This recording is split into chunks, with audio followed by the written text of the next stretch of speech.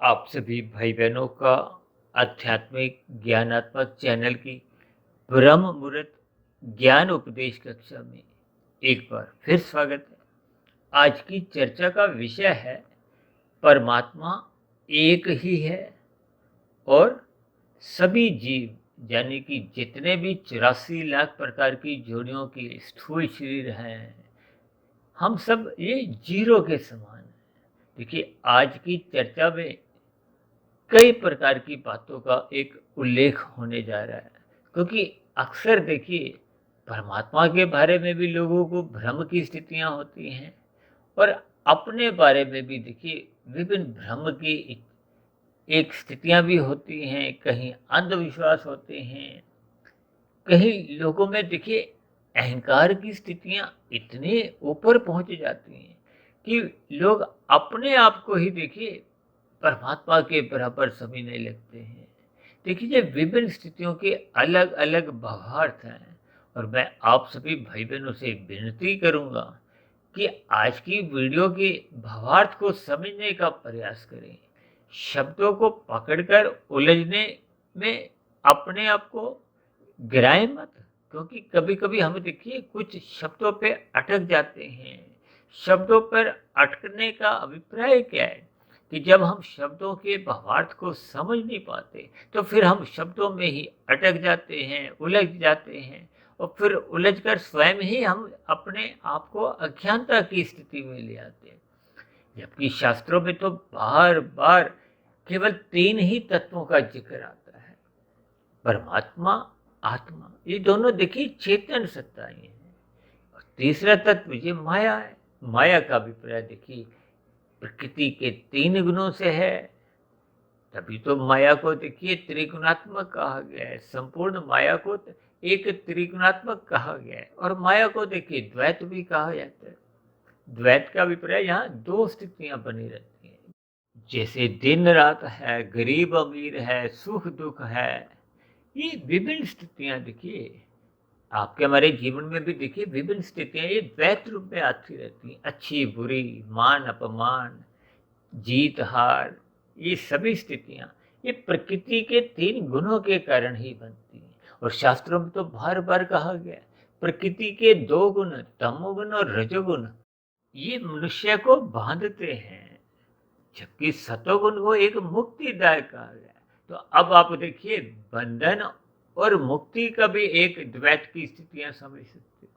देखिए, मैं अभी पहले भी आपको समझाया था कि हमें शास्त्रों में कही गई बातों को हमें गहराई से उनके गूढ़ ज्ञान को समझना होगा। शब्दों के कर्म को हमें समझना होगा, उनके भावार्थ पर हमें विशेष रूप से ध्यान देना होता है।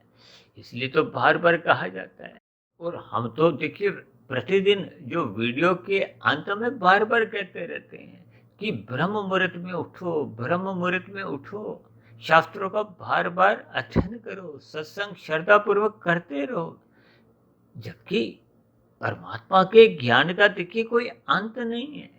हालांकि हम सभी आत्मा देखिए चेतन हैं, ज्ञान स्वरूप हैं, फिर भी स्वयं ब्रह्मा ने ही परमात्मा के ज्ञान की चर्चा करते करते अंत में क्या कहा, नेति नेति, क्योंकि परमात्मा अनंत है। परमात्मा का जो अनंत है वो भी अनंत है, सब कुछ परमात्मा का अनंत है।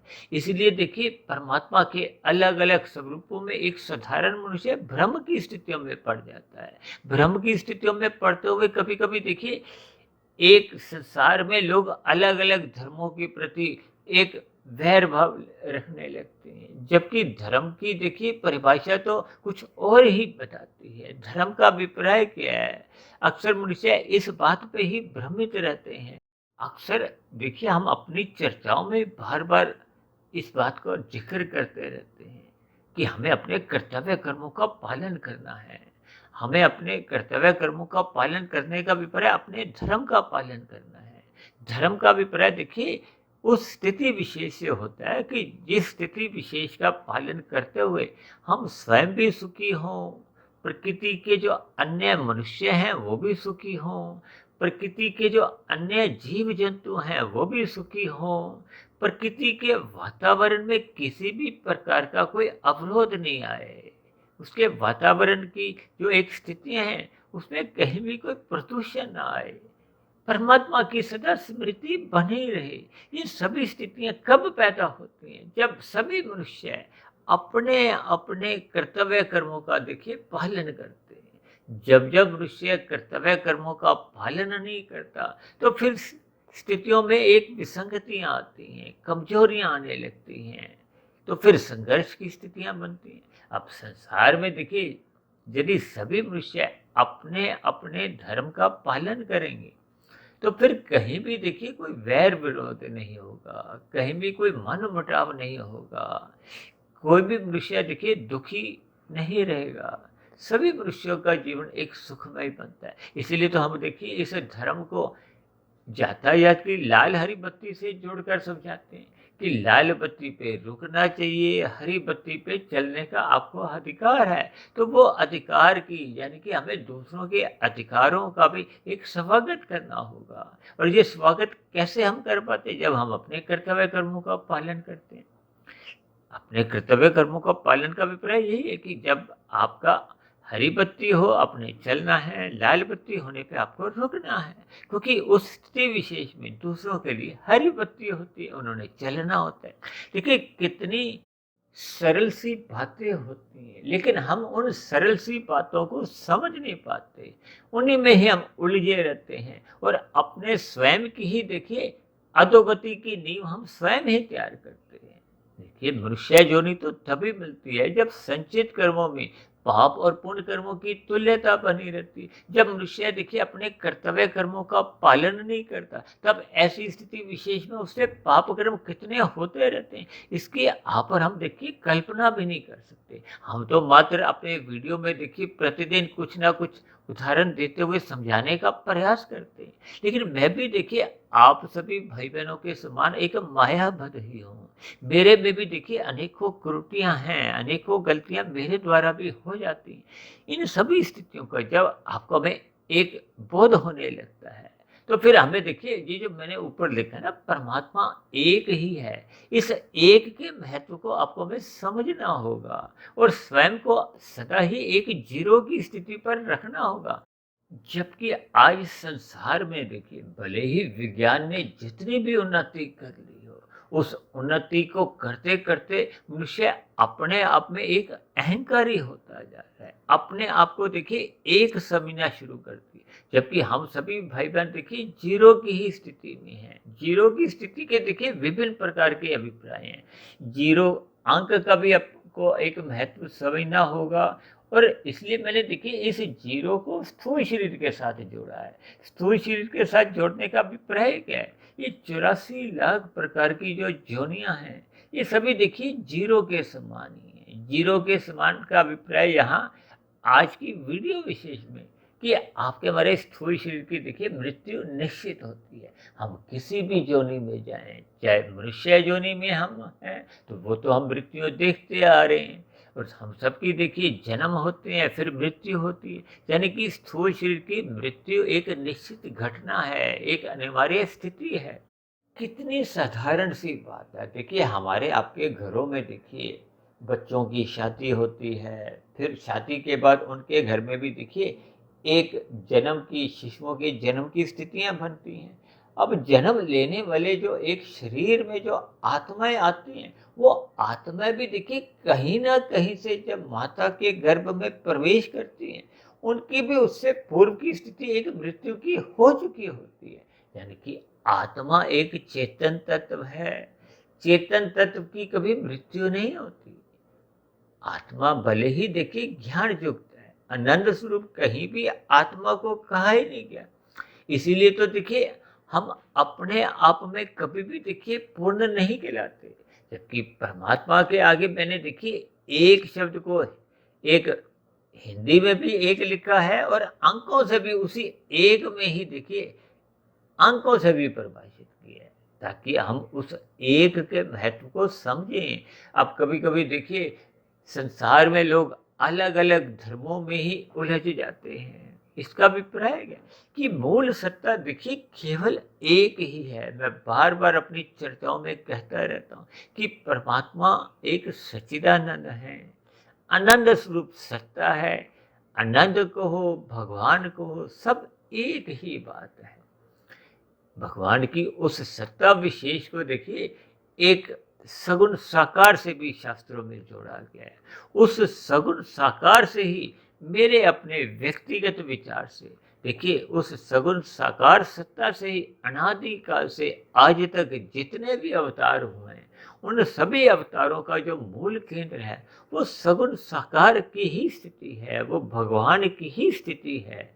और ये जो हम कहते रहते हैं ना कि परमात्मा एक सर्वव्यापी सत्ता है, ये सर्वव्यापी सत्ता का अभिप्राय एक सत्ता मात्र से है, क्योंकि वो निर्गुण निराकार है। यानी कि ऐसी कोई स्थिति विशेष ही नहीं है, चाहे वो आपके हमारे शरीर की हो, चाहे आपके हमारे घर की हो, घर के बाहर की हो, या किसी भी ब्रह्मांड की किसी भी एक अणु से अणु स्थिति पर भी वो परमात्मा की ब्रह्म शक्ति सदा बनी रहती है। इसीलिए उस ब्रह्म शक्ति को देखिए निर्गुण निराकार से जोड़ा गया है। निर्गुण निराकार का अभिप्राय क्या है कि उस शक्ति में एक सर्वव्यापकता है। उस शक्ति में देखिए कोई एक लीला के गुण नहीं है। जैसे भगवान अपने अलग अलग अवतार जो लेते हैं उसमें समाज में एक ज्ञान संदेश देना होता है, कभी कभी देखिए दुष्टों का नाश करना होता है, और साधु संतों का यानी कि धर्म मार्ग पर चलने वाले लोगों का एक हित करना होता है, कल्याण करना होता है, उनकी रक्षा करनी होती है, धर्म की स्थापना करनी होती है। ये सभी स्थितियां देखिए गीता में स्पष्ट शब्दों में कही गई हैं। उससे पहले का देखिए राम अवतार के बारे में भी विभिन्न प्रकार की उनकी जो स्थितियां हैं वो एक मर्यादा पुरुषोत्तम के साथ जोड़ी गई हैं।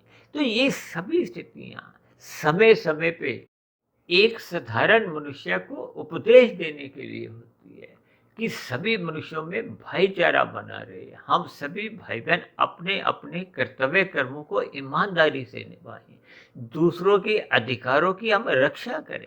अक्सर कभी कभी मैं समझाता हूँ ना, जैसे माता पिता की सेवा करना बच्चों का एक कर्तव्य है, और माता पिता का देखिए बच्चों से जो एक सेवा लेना उनका एक अधिकार आता है। देखिए इन सभी बातों को हमने एक ध्यान पूर्वक इन पर विचार करना है कि सभी शब्द अपने आप में आपको हमें क्या संदेश देते हैं। और मैं तो अक्सर कहता रहता हूँ कि सभी शब्दों पर आपको हमें चिंतन करना चाहिए, उनके अर्थों को हमें ढूंढना चाहिए, और उनसे हमें समय समय पे कुछ प्रेरणा लेते रहना चाहिए कि किसी भी प्रकार से आपका हमारा जीवन देखिए भटकाव की स्थिति में ना आए। भटकाव कब आता है? जब मनुष्य अज्ञानता में आ जाता है। अज्ञानतावश ही मनुष्य देखिए पाप कर्म करता है। देखिए एक साधारण मनुष्य जब कर्मफल सिद्धांत को ही नहीं समझता तभी तो वो ऐसी स्थिति में वो दूसरों के साथ देखिए छल कपट ठगी हेरा फेरी जैसे अनीतिगत कार्य करता है, जबकि किए गए पाप कर्मों का आपको में देखिए एक दुख रूपी परिणाम भुगतना होता है। क्योंकि नीचे की जो 80 लाख प्रकार की जोनियां हैं वो आपको में देखिए प्रत्यक्ष रूप से यही एक ज्ञान संदेश देती है। और जो जो हम बार बार कहते रहते हैं कर्तव्य कर्मों का पालन करो, ये तो केवल मनुष्य जोनि में ही एक आपके हमारे लिए एक अनिवार्य स्थिति है, क्योंकि मनुष्य जोनि को कर्म जोनि के साथ जोड़ा गया है, साधना जोनि के साथ जोड़ा गया है। साधना जोनि का एक अवसर है। ये जन्म मरण का जो एक बंधन का जो एक खेल है, इस खेल से बाहर आने के लिए, इस खेल से बाहर आने का अभिप्राय क्या है कि उस अनंत स्वरूप सत्ता के पाने के लिए, उस अनंत स्वरूप सत्ता से मिलने के लिए, जुड़ने के लिए, प्राप्त करने के लिए ये जन्म मरण के बंधन से आपको में मुक्ति पानी है। ये जन्म मरण से मुक्ति पाने का अभिप्राय क्या है कि आत्मा सदा ही ज्ञान स्वरूप है और ज्ञान स्वरूप ही रहती है। जब जब हम प्रकृति के साधनों का दोहन करते हैं, पाप कर्म करते हैं या अनीतिगत कार्य करते हैं, या सरल शब्दों में यूं को कि शास्त्रों में कही गई बातों का जब हम उल्लंघन कर जाते हैं, क्योंकि शास्त्रों में कहा गया है कि ये करो ये मत करो। देखिए हम समाज में भी अपने घरों में जब जब कोई उपकरण खरीदते हैं उसमें भी ये लिखा होता है कि ये करो ये मत करो। यानी कि आपका हमारा जीवन तभी सफल हो पाता है जब हम ना करने वाली बात से बचते हैं। यदि हम पाप कर्मों को करते हैं और फिर आपका हमारा कर्माशय बिगड़ जाता है, क्योंकि मनुष्य योनि तो देखिए तभी मिलती है जब संचित कर्मों में पाप और पुण्य कर्मों की तुल्यता होती है, और जब हम पाप कर्म करते हैं तो इस तुल्यता फिर बिगड़ जाती है। पाप कर्मों का कर्माशय अधिक होने से फिर हमें नीचे की जोनियों में जाना पड़ता है। तो ये एक खेल कहो या एक सुख दुख की जो एक स्थितियां हैं, द्वैत की जो एक स्थितियां हैं, ये आपको हमें क्या समझाती है कि मनुष्य को उस परम सत्ता के अधीन रहना होगा। उस परम सत्ता का अभिप्राय उस एक सत्ता से है। और मनुष्य ने देखिए आज इतने अधिक आविष्कार करते करते, यानी कि संसार को पाते पाते वो इतना अधिक संसार के विषय भोगों में ही अपने आप को लिप्त करने लगा है कि वो एक की जो सत्ता है उसको भूलने लगा है, स्वयं को ही एक सर्वोपरि मानना आरंभ कर दी। जबकि हम तो देखिए जीरो हैं। जीरो का अभिप्राय आपके बड़े स्थूल शरीर की आयु है, एक निश्चित समय पे मृत्यु हो जाती है। और सभी के सभी स्थूल शरीर देखिए तामसी कहे गए हैं। तामसी का अभिप्राय पदार्थों से लिया जाता है। देखिए प्रकृति के जो 3 गुण हैं, तमोगुण, रजोगुण और सतोगुण, तमोगुण को देखिए पदार्थों से लिया जाता है। आपके हमारे शरीर, जिसको भगवान श्री कृष्ण जी ने एक रथ की संज्ञा देकर इसके महत्व को समझाया। ये स्थूल शरीर भी देखिए पृथ्वी, जल, अग्नि, वायु, आकाश का बना है। इसका अभिप्राय क्या है कि तमोगुण तो देखिए प्रकृति का एक निकृष्ट गुण है, जबकि इसी पदार्थों से ही हम देखिए परमात्मा को एक प्राप्ति का एक साधन कहा गया, कि रथ कहा गया। रथ का अभिप्राय क्या है कि हमने इस साधन का सदुपयोग करना है। और यदि इस साधन को हम दुरुपयोग करते हैं, दुरुपयोग का अभिप्राय क्या है कि हम विषय भोगों में ही लिप्त रहते हैं। विषय भोग के हैं गंध, रस, रूप, स्पर्श और शब्द, यानी कि स्थूल शरीर और विषय भोगों का ये एक सजातीय संबंध है, क्योंकि स्थूल शरीर का निर्माण ही इन विषय भोगों का एक परिणाम है। इसका अभिप्राय क्या है कि मनुष्य को अपने मिले हुए इस स्थूल शरीर को एक मर्यादा में, विषय भोगों की एक अवस्था तक ही इसको अपने एक स्थिति में रखना है। और ये तभी संभव हो पाता है जब हम ज्ञान में स्थिति में रहते हैं, सत्संग करते हैं, गुरु की आज्ञा में रहते हैं, शास्त्रों के अनुसार रहते हैं, परमात्मा के अधीन बने रहते हैं, परमात्मा की स्मृति बनी रहती है। यानी कि परमात्मा को सदा हम एक मानते हैं और स्वयं को जीरो मानते हैं। तो फिर जीरो का भी एक महत्व बन जाता है। जैसे कहते हैं ना, एक के बाद हम कहते हैं 10, 10 के बाद 100, 100 के बाद 1000। यानी कि एक के दाएं तरफ जितनी जितनी जीरो, यानी कि बाद में जितनी जितनी ये जीरो लगती जाती हैं, तो फिर आपका बड़ा महत्व, फिर वो संख्या के आधार पर वो जीरो का महत्व बढ़ता जाता है।